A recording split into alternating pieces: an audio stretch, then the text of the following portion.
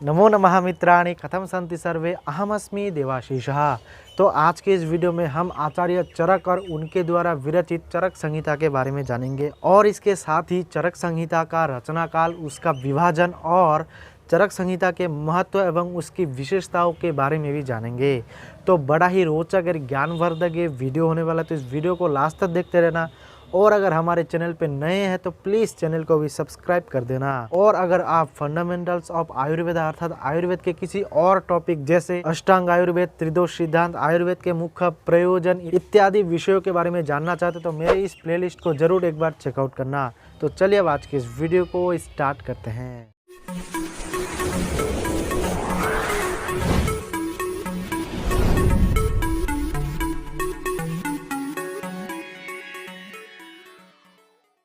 आयुर्वेद अर्थात आयु और वेद विश्व की प्राचीनतम चिकित्सा प्रणालियों में से एक है। यह विज्ञान, कला और दर्शन का मिश्रण है। आयुर्वेद का अर्थ है जीवन से संबंधित ज्ञान।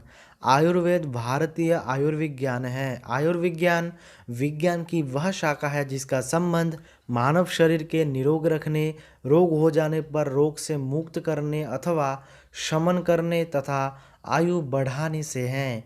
आयुर्वेदयति बोधयति इति आयुर्वेदः अर्थात जिस शास्त्र के द्वारा आयु अर्थात जीवन का ज्ञान होता है वह आयुर्वेद होता है।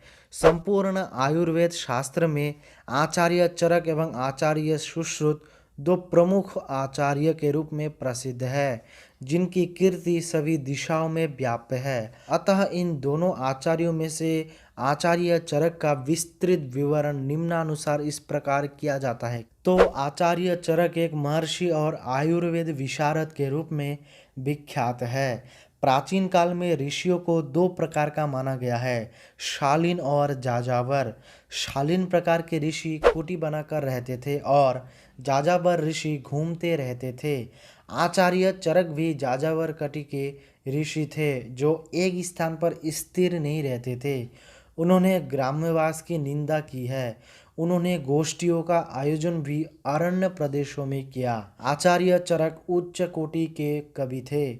उन्होंने चरक संहिता का परिमार्जन श्लिष्ट पद्य और गद्य के माध्यम से किया। जो विषय अग्निवेश तंत्र में सूत्र रूप में संक्षिप्त थे उन विषयों की चरक ने विस्तृत व्याख्या की। आचार्य चरक द्वारा विरचित चरक संहिता एक सुप्रसिद्ध आयुर्वेद ग्रंथ है जिसमें रोगनाशक तथा रोग निरोधक धातुओं तथा औषधों का वर्णन उल्लिखित है तथा सोना, चांदी, लोहा, पारा आदि धातुओं के भस्म एवं उनके प्रयोगों का वर्णन मिलता है। आचार्य चरक कहते हैं कि जो चिकित्सक अपने ज्ञान और समझ का दीपक लेकर बीमार के शरीर को नहीं समझता वह बीमारी कैसे ठीक कर सकता है। इसीलिए सबसे पहले उन सब कारणों का अध्ययन करना चाहिए जो रोगी को प्रभावित करता है, फिर उनका इलाज करना चाहिए। अधिक महत्वपूर्ण यह है बीमारी से बचना, ना कि इलाज करना। ऐसा कहा जाता है कि आचार्य चरक न केवल चरक संहिता ग्रंथों के लेखन में लगे थे बल्कि वे घूम घूम कर रोगियों की चिकित्सा भी करते थे। इसी विचरण शैली के कारण उनका नाम आचार्य चरक प्रसिद्ध हुआ। अतः आचार्य चरक द्वारा विरचित चरक संहिता का वर्णन निम्न इस प्रकार है। तो चरक संहिता आयुर्वेद का प्रसिद्ध ग्रंथ है। यह संस्कृत भाषा में है। इसके उपदेशक अत्रिपुत्र पुनर्वसु, ग्रंथकर्ता अग्निवेश और प्रतिसंस्कारक चरक है। चरक संहिता चिकित्सा जगत का अत्यंत प्रामाणिक, प्रौढ़ और सैद्धांतिक ग्रंथ है। आचार्य चरक और आयुर्वेद का संबंध इतना घनिष्ठ है कि एक का श्रवण होने पर दूसरे का स्वतः ही स्मरण हो जाता है। आयुर्वेद परंपरा क्रम से ब्रह्मा, दक्ष प्रजापति, अश्विनी कुमार, इंद्र, भारद्वाज आदि तक पहुंचा। वही आयुर्वेदीय ज्ञान पुनर्वसु, आत्रेय और अग्निवेश से प्रवर्धित होकर आचार्य चरक के पास आया। यद्यपि चरक संहिता के साथ महर्षि आत्रेय, महर्षि अग्निवेश और महर्षि दृढ़बल का भी संबंध जुड़ा है, तथापि आचार्य चरक के नाम से ही ये विशेष रूप से प्रतिष्ठित हुई है। तो जैसा कि हम डायग्राम में भी देख सकते हैं कि जो आयुर्वेदीय ज्ञान है वह ब्रह्मा ने सबसे पहले दक्ष प्रजापति को दिया, फिर दक्ष प्रजापति से अश्विनी कुमार, अश्विनी कुमार से इंद्र, इंद्र से भारद्वाज और भारद्वाज से आत्रेय। फिर आत्रेय के 6 शिष्य थे। वे 6 शिष्य थे अग्निवेश, जतुकर्ण, पराशर, भेलहारित, क्षारपाणी और चरक। इन 6 शिष्यों में अग्निवेश ने एक ग्रंथ लिखा जो कि अग्निवेश तंत्र के रूप में प्रसिद्ध हुआ। उसी के प्रति संस्कार स्वरूप आचार्य चरक ने किया, जो कि चरक संहिता नाम से इस संसार में ख्याति प्राप्त की। इसीलिए चरक संहिता का मूल नाम अग्निवेश तंत्र था, जिसका निर्माण अग्निवेश ने किया था। अग्निवेश पुनर्वसु आत्रेय के 6 शिष्यों अग्निवेश, भेलहारी, जतुकर्ण, पराशर, क्षारपाणी, चरक में से प्रमुख थे।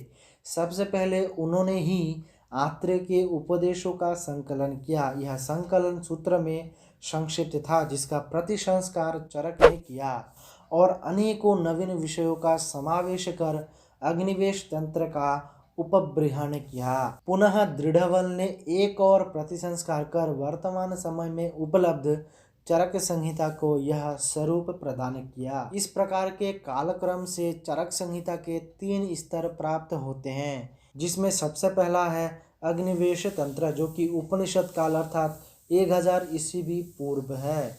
दूसरा है चरक, जो कि शुंग काल 2य शताब्दी ईस्वी पूर्व है।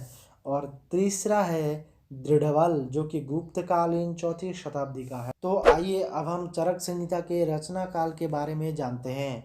चरक संहिता में पाली साहित्य के कुछ शब्द मिलते हैं, जैसे अवक्रांति, जेतांग, भंगोदन, खुडाक, भूतधात्री, जो कि निद्रा के लिए प्रयोग किया गया इत्यादि।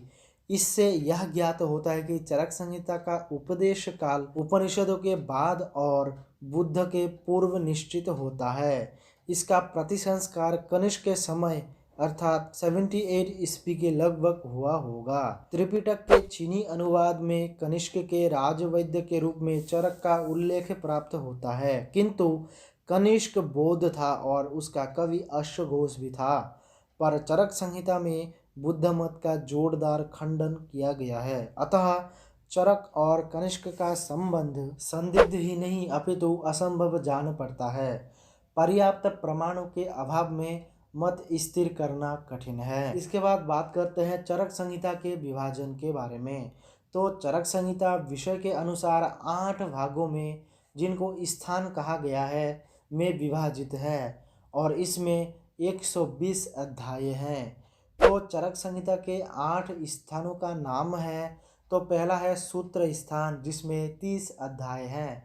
दूसरा है निदान स्थान, जिसमें 8 अध्याय है। तीसरा विमान स्थान, जिसमें भी 8 अध्याय प्राप्त होते हैं। चौथा है शारीर स्थान, जिसमें भी 8 अध्याय है। पांचवा है इंद्रिय स्थान, जिसमें 12 अध्याय है। छठा चिकित्सा स्थान, जिसमें 30 अध्याय हैं। सातवां कल्प स्थानम और अंतिम अर्थात 8वां सिद्धि स्थानम, इन दोनों में 12-12 अध्याय हैं। तो इस प्रकार कुल 8 स्थानों में अध्यायों की संख्या है 120 अध्याय। चरक संहिता आत्रेय संप्रदाय का प्रमुख ग्रंथ है, जिसमें काय चिकित्सा का प्रमुखता के साथ प्रतिपादन किया गया है। इसके पश्चात जानते हैं आचार्य चरक के चरक संहिता का प्रमुख व्याख्याकार एवं उनकी व्याख्याओं के बारे में, जिसमें पहला है भट्टार हरिश्चंद्र, जिसने चरक न्यास लिखा है।